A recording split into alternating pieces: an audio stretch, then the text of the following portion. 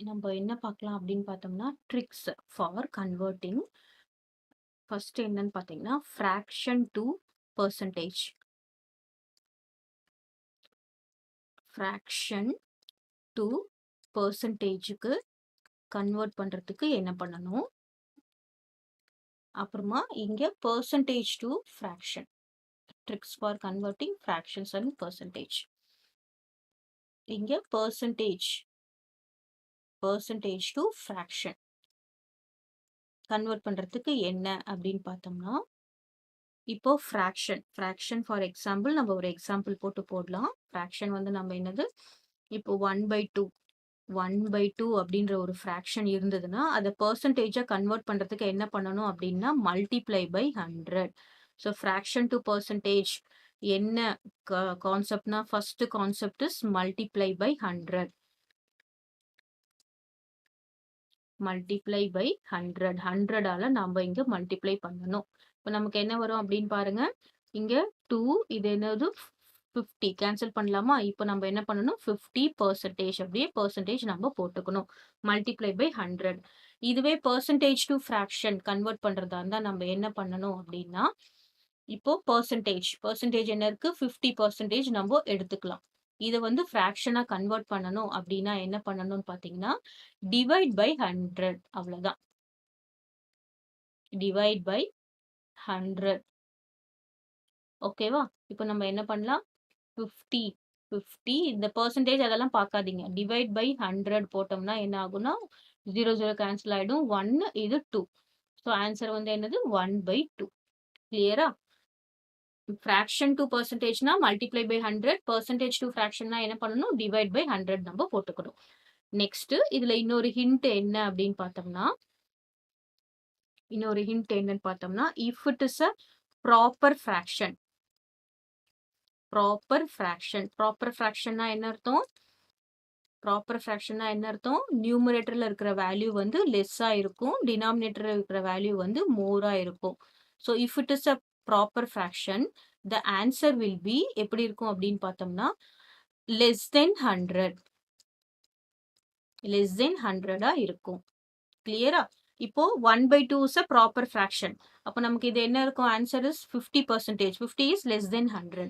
அதுவே வந்து இம்ப்ராப்பர் ஃபிராக்ஷனா இருந்ததுன்னா, இம்ப்ராப்பர் ஃபிராக்ஷனா இருந்ததுன்னா, what is improper fraction? Numerator வந்து எப்படி இருக்கும், நிறைய இருக்கும், மோரா இருக்கும். டினாமினேட்டர் வந்து லெஸ்ஸா இருக்கும்.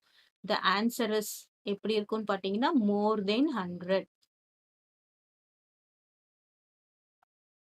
கிளியரா? இம்ப்ராப்பர் ஃபிராக்ஷனுக்கு ஒரு எக்ஸாம்பிள் போடலாமா? என்ன போடலாம், 5/3. இதுல பாத்தீங்கன்னா நியூமரேட்டர் மோரா இருக்கு, டினாமினேட்டர் லெஸ்ஸா இருக்கு. ஓகே, நம்ம ஈஸியா கேன்சல் ஆகுற மாதிரி ஏதாவது போடலாம். 7/5 போடலாம். இது இஸ் அன் இம்ப்ராப்பர் ஃபிராக்ஷன். இப்போ என்ன பண்ணணும், மல்டிப்ளை பை 100 போட்டோம்னா என்ன இருக்கும், 1 5 is 5. இங்க என்ன வரும், 2 5 are 10, 2 0. ஆன்சர் வந்து 7 into 20 is 140.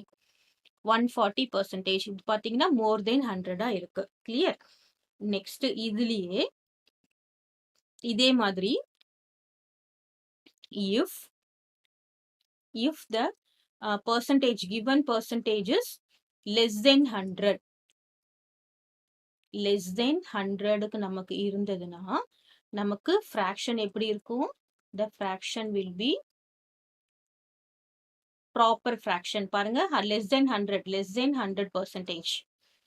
இது percentage. ஸோ இது percentage. இப்போ less than 50%. நமக்கு இந்த fraction என்னதுன்னு பார்த்தீங்கன்னா, this will be proper fraction.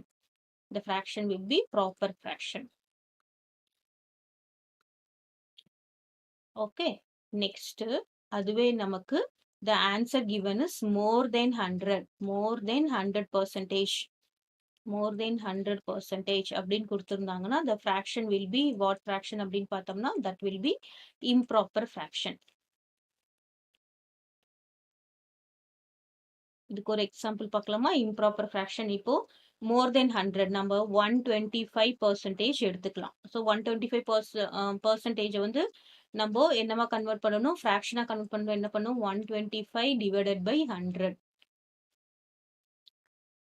Clear. இப்ப நம்போ கேன்சல் பண்ணினா என்ன வரும்? 25ல கேன்சல் பண்ணா this is 425, this is 525 surrender. So 5/4. 5/4 என்னது? Improper fraction. இம்ப்ராப்பர் ஃபிராக்ஷன்னா என்னது? ஆ denominator will be more, sorry, denominator will be less, numerator will be more.